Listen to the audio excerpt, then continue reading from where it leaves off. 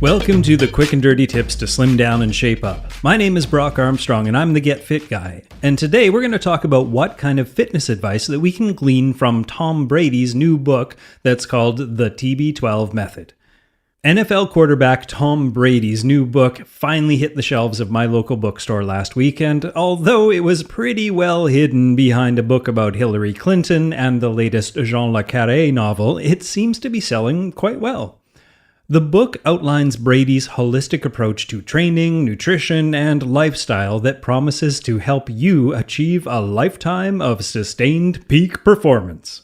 My colleague, the Nutrition Diva, dove into the nutrition aspects of the book, and I'm going to dive into the training side. But first, a little history on sports and fitness.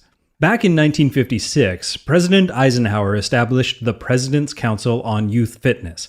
Well, 60 years later, they are now called the President's Council on Fitness, Sports, and Nutrition, and they strive to engage, educate, and empower all Americans to adopt a healthy lifestyle that includes regular physical activity and good nutrition. In 1993, under President Bill Clinton, the U.S. government released the Nolan Ryan Fitness Guide, which was made available free of charge to every American who asked for one, and more than 850,000 guides were distributed. Nolan was indeed a busy baseball player, but not too busy to give unqualified medical and nutritional advice to all of America. So, when I saw Tom Brady following suit, I wasn't all that surprised. Even if this book wasn't mandated by the president and will not be given out free to anyone who asks for it, there is a history of us looking to our sports heroes for their guidance. All of us secretly hoping that if we emulate their morning routine, that we can grab a piece of their good fortune or stardom.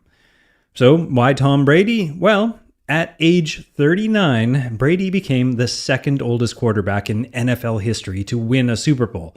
He is now 40 years old, and he's in his 18th season of throwing, dodging, and slightly deflating balls. In American football standards, he is indeed an old man, but he is also still playing and still winning, so, well, he must be doing something right? Well, obviously yes. He has definitely tapped into what his unique biology, genetics, epigenetics, and biomechanics need in order to stay on top of his game. Does this mean his techniques will work for you? Well, just like following any pro athlete's highly customized program, well, probably not. But if you're like me, you checked out the book anyway because, heck, he's a 40-year-old, lean, 225-pound guy who plays like a champ. Why not take a peek under the hood and see how he works? Now, it's debatable just how much of Brady's success and longevity can be linked to his current TB12 method or training regimen, which is named after him and his jersey number, by the way. There is some good advice in the fitness section of the book, which is where I will keep my focus, but I have to say that it really reads like an injury rehab book. You know, one that you'd get from your physiotherapist when you finish your final session and she says, okay, you're good to go, but take this book and follow the program for the next 6 months and then come back to see me. Well, I found this to be particularly interesting because Brady and his team are actually engaged in a true but rare form of rehab or prehab protocol. Except that is not an injury that they're rehabbing, it's age. And I gotta say, I find this book fascinating from that standpoint alone. Now, one thing I feel like I have to point out before we dive in any further is that the man who manages Tom Brady's diet and workouts, Alex Guerrero, is neither a doctor nor a nutritionist, and he also doesn't have the best track record with the FTC. Alex Guerrero actually faked being a doctor and made unsubstantiated claims that his products could cure conditions such as cancer and concussions. So, when you're deciding whether or not to purchase this book, well, consider the source. But, as they say, rather dubiously, Orville and Wilbur Wright weren't pilots, but they still invented the airplane, so onward and upward. To start with, here are a few things that I did find interesting in the TB12 protocol. Number 1, the use of vibrating foam rollers. Number 2, replacing weights with resistance bands. And number 3, the science behind what's called variable resistance. Now let's dive into each one of those separately. First, the use of a vibrating foam roller. Now here's a quote. "Pliable muscles are softer, longer, and more resilient. They help insulate the body against injury and accelerate post-injury recovery." And that's from TB12's website, which is also absolutely riddled with a catchy but elusive term that I've never seen before: muscle pliability. I've been a coach for a while now, and I do my best to keep up with the literature, so I was curious about this terminology. I'd never heard the term muscle pliability mentioned anywhere before. It certainly wasn't part of my coach certification, which is specialized in, among other things, portable equipment. And a Google search returned a few hits, but most of them were written by or about Tom Brady, apart from one paper about flexibility, which actually contradicts much of what TB12 is based on. So, basically, muscle pliability is a marketing or branding term for the TB12 method, and a pretty good one, too. My guess is that muscle pliability is a term that Brady and his team came up with to encapsulate being strong but relaxed and able to move freely through your body's maximum range of motion. Very much like what the mobility guru Kelly Starrett preached when he told us that we needed to all become like supple leopards back in 2013, except for the fact that Kelly Starrett is one of the highest respected doctors of physical therapy in the world today, at least when it comes to mobility and sport.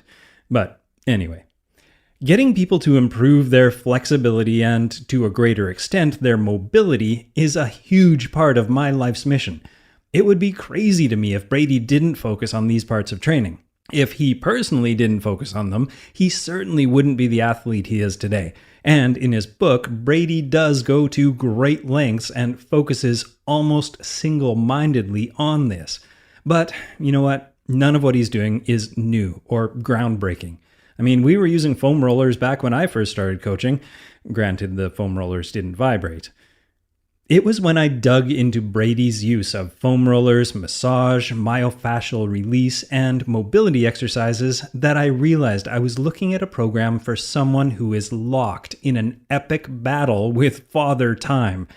The approach is quite ingenious and useful for us old guys, but is certain to disappoint the 20-year-olds who will invariably pick up this book and be stunned by their hero spending more time rubbing his muscles than pumping them up. Not that this is a bad thing. I agree with the part of the book where Brady says, and I quote, "Weights aren't harmful themselves. What is harmful is how most people use weights." I agree, especially when it comes to 20-year-olds who watch a lot of NFL. Now let's move on to replacing weights with resistance bands. Brady said this on the CBS TV show This Morning. "Some people want denser muscles. As an athlete, as a quarterback, I don't want them. I want to keep my muscles strong and active, but also pliable." Now, this statement aligns really well with the section of the book that's titled "Train at the Speed of Your Sport," which can be summed up in this one sentence. For long-term peak performance, you can't train slow and then move fast. I mean, picture this. When a freight train of a man is barreling toward you, intent on flattening you before you throw the ball, it's certainly in your best interest to practice moving quickly, and a lot more quickly than you would if you had a massive barbell perched on your shoulders. Brady also told the New York Times, and I quote, "If there's so much pressure, just constant tugging on your tendons and ligaments, you're going to get hurt." Like with a kid, when they fall, they don't get hurt. Their muscles are soft. When you get older, you lose that. Now that statement aligns really well with the section of the book called Form First, which highlights the importance of form over reps. Now, as we get older, our bodies become less and less forgiving of us moving out of proper alignment, which is why we thought it was so hilarious when our fathers would throw their backs out by opening a car door, back when we were miserable teenagers. I mean, we just didn't get it. Aging gracefully is hard work. Now, TB12 focuses on having a protocol that primarily focuses on using elastic resistance bands, which are usually referred to as variable resistance, followed by massage, often using a vibrating foam roller. This is certainly a process that can lengthen and mobilize muscles, unlike barbells which can shorten and tighten them.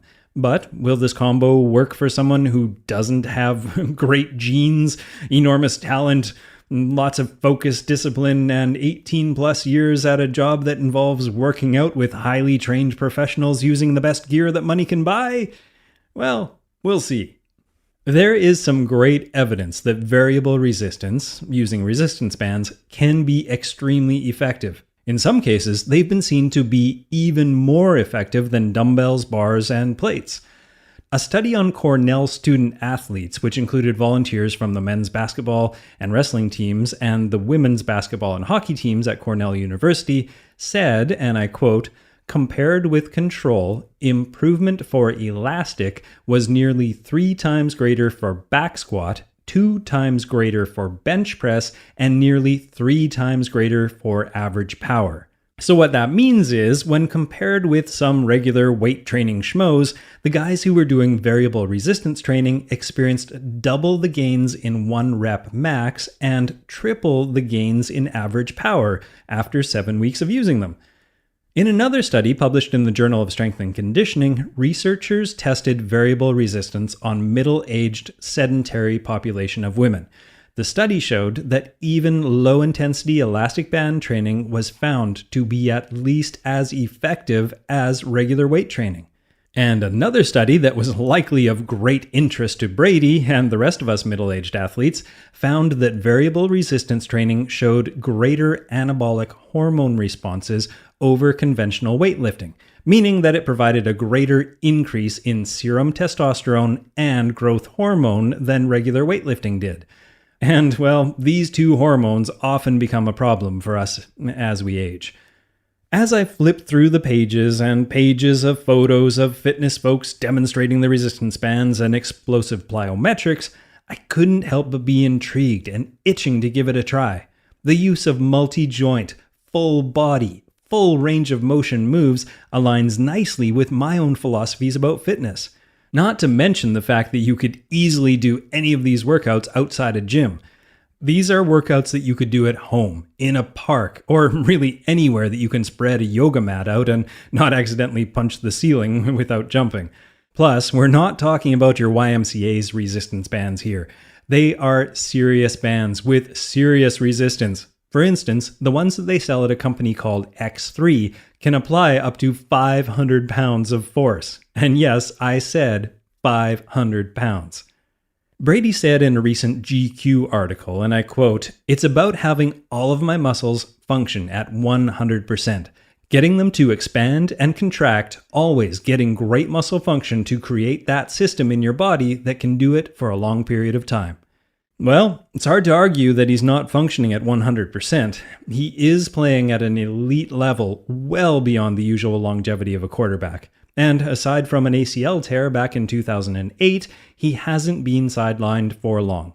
And again, is it genetics, epigenetics, biology, just plain luck, or is it his unusual workouts? I can't say for sure, but the fact that he's willing to go completely against the grain makes his training protocol worth a good long look, in my opinion. Since the book arrived on the shelves, I've seen a few nasty articles being circulated. Some of them point out to the cost of the equipment required to do the TB12 workouts, which can be $150 and up.